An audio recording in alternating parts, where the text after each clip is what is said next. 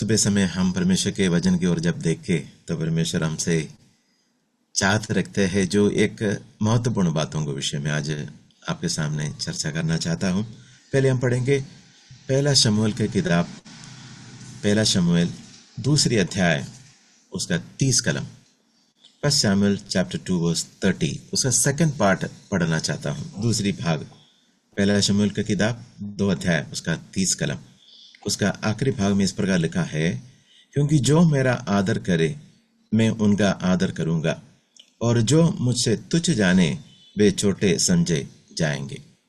और एक बार पढ़ना चाहता हूं, क्योंकि जो मेरा आदर करे मैं उनका आदर करूंगा, और जो मुझे तुच्छ जाने वे छोटे समझे जाएंगे। मेरे प्यारो भाई बहनों, हमारे जीवन में सबसे बड़ी सौभाग्य ये हमें मिला है, हम जीवित और सच्चे परमेश्वर को जान गया है, जो सारे सृष्टि का कर्ता है, जो मनुष्य जाति को जिसने बनाया, भूमि की मिट्टी से बनाया, जीवन दिया हुआ जीवित परमेश्वर को हम जान गया। जीवित परमेश्वर के साथ हमारे रिश्ता हो गया और आज हम उनको जानता है।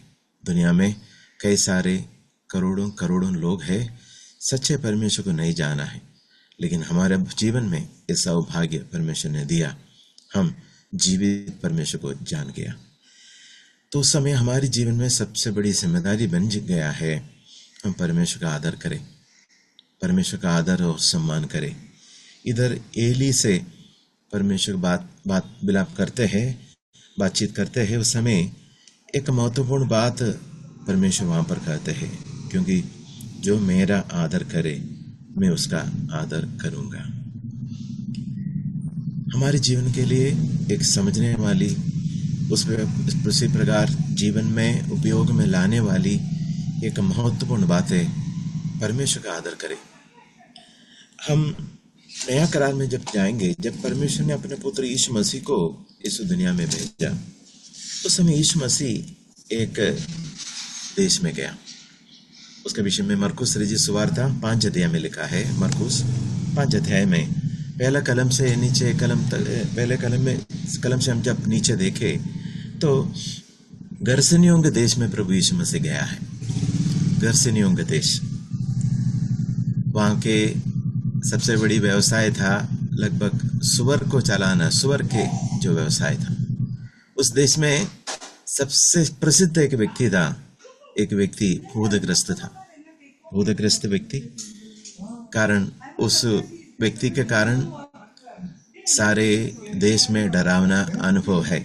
उस व्यक्ति के कारण सारे जगह में कई प्रकार की तनाव है, लोग डरते हैं बाहर निकलने। इतना भयानक एक टेरर, एक कहर इस व्यक्ति के कारण था जिनके अंदर दुष्ट आत्माएं थी। उसके पहले भागों में सब इस बात को हम देखते हैं। इस व्यक्ति के कारण देश में भयंकर तनाव है, भयंकर कठिन परिस्थिति है। वहां पर उनको बांध के रखना अनहोना है, नामुमकिन है। उसी प्रकार के अनुभव है। कलम 4 से हम देखते हैं, है ना, वो संकेलों को भी तोड़ देता है, उनको किसी का भी वश में रखना अनहोना है। तो मेरे प्यारो, यहाँ पर प्रभु यीशु मसीह गया है, वहां पर प्रभु को देखकर इस आत्मा करा रहा है। कलम 6 से हम थोड़ा सा शब्द देखेंगे। मरकुस रचित सुवार्ता 5 अध्याय 6 से, वो यीशु को दूर ही से देखकर दौड़ा, उसे प्रणाम किया और ऊंचे शब्द से चिल्लाकर कहा, हे यीशु, परम प्रधान के पुत्र, मुझे तुझसे क्या काम? मैं तुझे परमेश्वर की शपथ देता हूं कि मुझे पीड़ा ना दे। 8 कलम, क्योंकि उसने उसे कहा था, हे अशुद्ध आत्मा, इस मनुष्य से निकल आ। 9 कलम, उसने उससे पूछा, तेरा नाम क्या है? उसने उसे कहा, मेरा नाम सेना है, क्योंकि हम बहुत हैं। और उसने उसे बहुत विनती की, हमें इस देश से बाहर ना भेज। पर प्यारो, ये बातचीत को हम देखता है। प्रभु के पास आके व्यक्ति प्रणाम किया है, जिसके अंदर दुष्ट आत्माएं बहुत है। नाम भी कहते सेनाएं हैं, लगियोन बहुत है। आप सोच के देखो, ये व्यक्ति का जीवन कितना भयानक परिस्थिति में, कितना भयानक परिस्थिति में। लेकिन ये व्यक्ति आया, प्रभु यीशु मसीह के चरणों पे आए, प्रणाम किया, बचाना चाहता है, प्रभु उसको छुड़ाना चाहता है। इस व्यक्ति के जीवन की इस दुखित अवस्था से उसको छुड़ाकर उसको स्वतंत्र करना चाहता है। लेकिन दुष्ट आत्माएं कहते हैं हम हमें इस देश से बाहर ना भेजे। बहुत विस्तार में मैं नहीं जाना चाहता हूँ। दुष्ट आत्मा उस देश में रहना चाहते हैं क्योंकि उस देश में दुष्ट आत्माओं को रहने जैसे अवस्था है। लेकिन प्रभु उनके विनती के अनुसार ये सारे दुष्ट आत्मा एक सूरों के झुंड के अंदर चले गए। तो हम उसका 13 कलम से देखते हैं, उसने उन्हें आज्ञा दी और अशुद्ध आत्मा निकलकर सूअरों के भीतर बैठ गई और झुंड जो कई 2000 का था कंडाड़े पर से चपटकर झील में जा पड़ा और डूब मरा। फिर 14 कलम से देखते हैं जल्दी।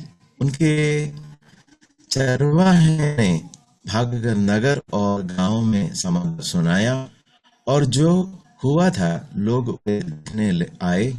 यीशु के पास आ वे उसको जिसमें दुष्टात्माएं थी अर्थात जिसमें सेना समाई थी कपड़े पहने और सचेत बैठे देखकर डर गए। 16 कलम। देखने वाले ने उसका जिसमें दुष्टात्माएं थी और सुअरों का पूरा हाल उनको यह कह सुनाया। 17 कलम। तब वे उससे विनती करके कहने लगे कि हमारी सीमा से चले जा। जो व्यक्ति दुष्टात्माग्रस्त था उस व्यक्ति अभी सचेत हो गया, कपड़े पहने हुए है, प्रभु यीशु मसीह के चरणों पर बैठे हुए हैं।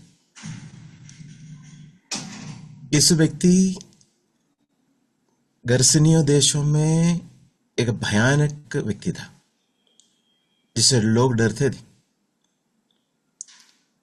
इस व्यक्ति के कारण गर्सेनियों देश में एक भयानक परिस्थिति था।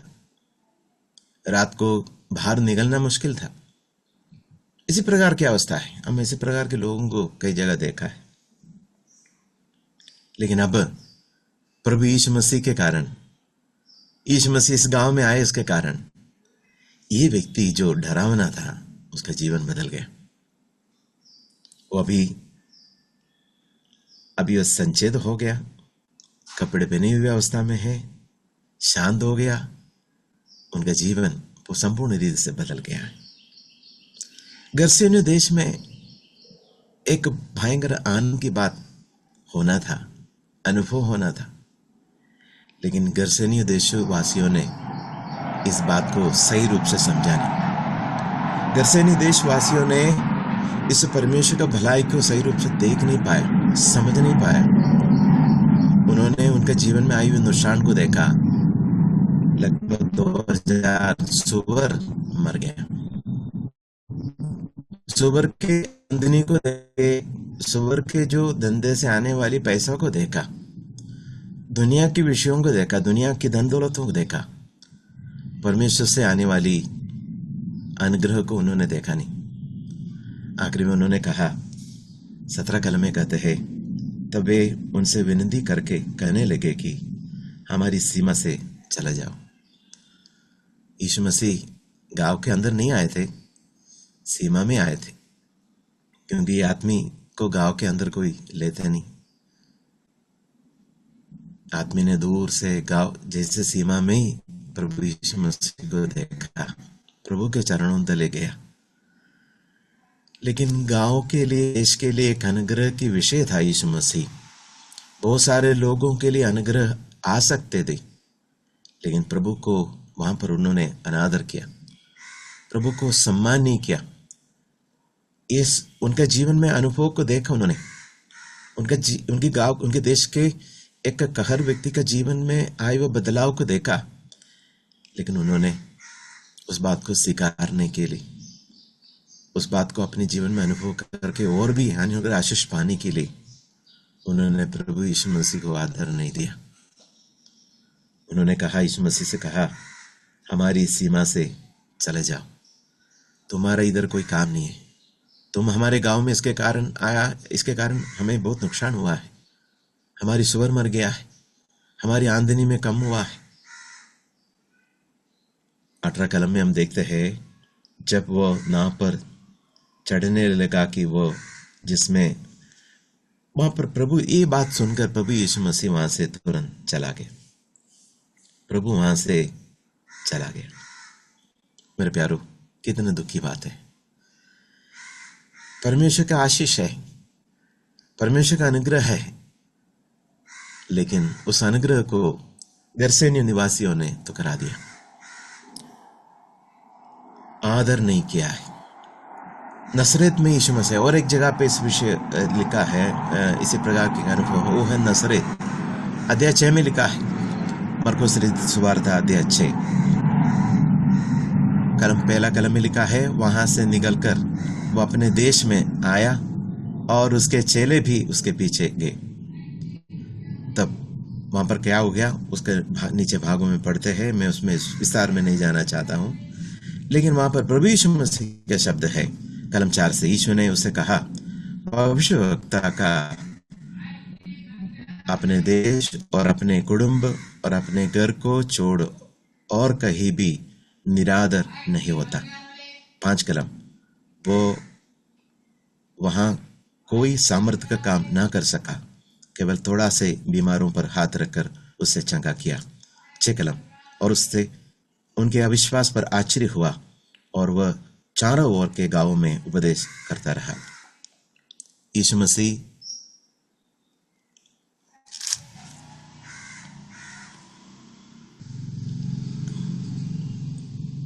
हम देखते हैं नसरत में भी प्रभु के अनादर किया है।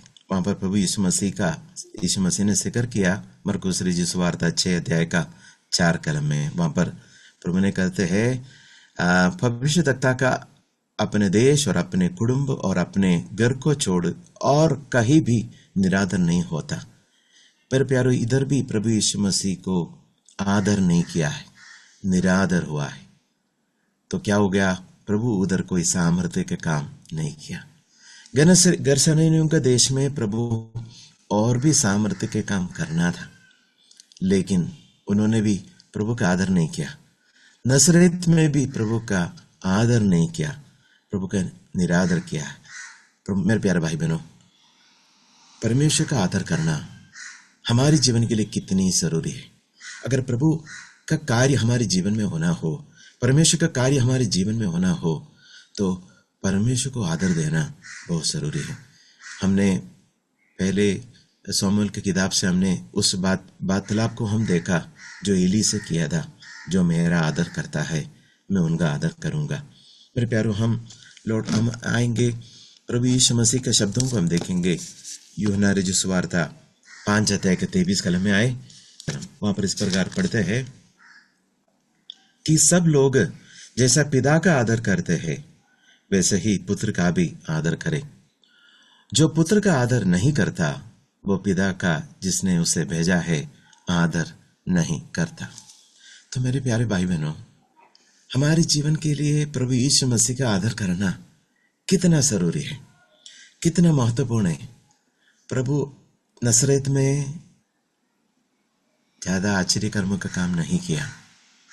प्रभु यीशु मसीह गरसेनियों के देश में और कुछ काम नहीं किया, वहां से तुरंत चला गया।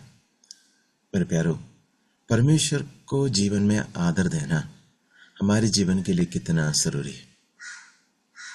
एक विषय हम पढ़ते हैं, कुलुसियों के पत्र 3 अध्याय का 17 कलम। इस प्रकार हम पढ़ते हैं, वचन में या काम में जो कुछ भी करो सब प्रभु यीशु के नाम से करो और उसके द्वारा परमेश्वर पिता का धन्यवाद करो। एक विश्वासी के जीवन में जिसने यीशु मसीह पर विश्वास किया है, उस व्यक्ति प्रभु यीशु मसीह को जीवन में आदर देना है, प्रभु यीशु मसीह को जीवन में सम्मान देना है। वो कब देना है? जब विश्वास के उसी समय या रविवार के दिन सुबह समय नहीं। मेरे प्यारो, 17 कलम में पढ़ते हैं, वचन में या काम में जो कुछ भी करो सब कुछ प्रभु यीशु मसीह के नाम से करो। हम जो कुछ भी करो, सब कुछ प्रभु यीशु मसीह के नाम से करो और उसके द्वारा पिता का धन्यवाद करो। मेरे प्यारो, परमेश्वर के महिमा हमारे जीवन से हर वचनों में, हर कार्यों में होना बहुत जरूरी है। परमेश्वर का आदर, परमेश्वर इसको इसी प्रकार मानते हैं, वो मेरा आदर करता है। मेरे प्यारे भाई बहनों, हमारे जीवन के लिए हर पल ये बात जरूरी है, हम प्रभु यीशु मसीह का आदर करें। जब हम प्रभु यीशु मसीह का आदर करेंगे तो पिता उसमें से प्रसन्न होता है। पिता परमेश्वर उसको पिता के आदर मानता है। मेरे प्यारो, इसलिए पौलुस यहाँ पर कुलुसी के जो मंडली को इस बात याद दिलाते हैं, वचन में या काम में जो कुछ भी करो, सब कुछ प्रभु यीशु मसीह के नाम से करो, यीशु मसीह के आदर में करो। परमेश्वर का आदर, परमेश्वर का महिमा, परमेश्वर का धन्यवाद, परमेश्वर का स्तुति इस बातों में होते हैं। हम इस बातों से समझ पाएंगे। मेरे प्यारे भाई बहनों, और एक विषय में इसका संबंधित आपके सामने रखना चाहता हूँ। हमारे जीवन के द्वारा, हमारे शरीर के द्वारा हम परमेश्वर को महिमा करें, और जो बदले हुए जीवन के द्वारा परमेश्वर की महिमा करें। रोमियो की पत्री 12 अध्याय उसका 1 और 2 कलम में हम जाएंगे। रोमियो की पत्री 12 अध्याय 1 और 2 कलम में वहां पर लिखा है, इसलिए हे भाइयों, मैं तुमसे परमेश्वर की दया स्मरण दिलाकर विनती करता हूं कि अपने शरीरों को जीवित और पवित्र और परमेश्वर को भावता हुआ बलिदान करके चढ़ावो, यही तुम्हारी आत्मिक सेवा है। मेरे प्यारो, परमेश्वर को आदर करना हमारी आत्मिक सेवा है, परमेश्वर को महिमा करना। और यहाँ पर कहते हैं, इसलिए भाइयों, मैं तुमसे परमेश्वर की दया स्मरण दिलाकर विनती करता हूं कि अपने शरीर के द्वारा परमेश्वर का आदर करना, अपने कामों के द्वारा परमेश्वर का आदर करना, अपने वचन के द्वारा परमेश्वर का आदर करना। यहाँ पर हम देखते हैं अपने शरीर के द्वारा परमेश्वर के आदर करें। वहां पर लिखा है, अपने शरीर के जीवित और पवित्र और परमेश्वर के भावता हुआ बलिदान करके चढ़ाओ, यही तुम्हारी आत्मिक सेवा है। मेरे प्यारो, एक आत्मिक कार्य जो परमेश्वर प्रसन्न होता है, ये कार्यों को हम यहाँ पर देख सकते हैं।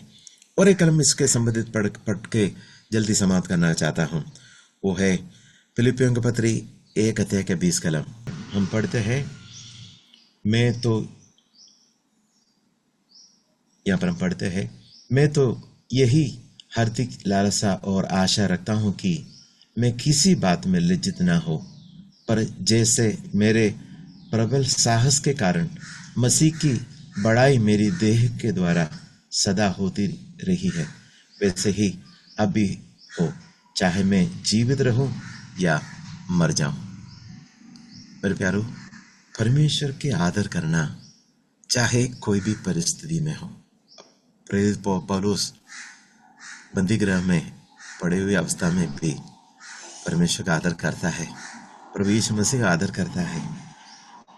मेरे प्यारो, कोई भी परिस्थिति हो, हम परमेश्वर का आदर करें, प्रभु यीशु मसीह का आदर करें। मैं आखिरी में एक वचन पढ़कर समाप्त करना चाहता हूँ। वो वचन है नीति सूत्र 3 अध्याय का 9 और 10 कलम। नीति वचन 3 अध्याय का 9 और 10 कलम। वहां पर कहते हैं, अपने संपत्ति के द्वारा और अपनी भूमि की सारी पहली उपज देकर यहोवा की प्रतिष्ठा करना। 10 कलम। इस प्रकार तेरे खेत भरे पूरे रहेंगे और तेरे रस कुंडों से नया दाख मधु उमड़ता रहेगा। मेरे प्यारे भाई बहनों, जब हम परमेश्वर का आदर करेंगे, यीशु मसीह का आदर अपने जीवन में करेंगे, तो परमेश्वर हमारे जीवन में काम करेगा, हमारे जीवन का हर क्षेत्र में काम करेगा। चाहे हमारी घर की बात हो, चाहे हमारी मंडली की बात हो, चाहे हमारी नौकरी की बात हो, चाहे जीवन के कोई भी क्षेत्र हो, परमेश्वर का शक्ति को हम देख पाएंगे, समझ पाएंगे।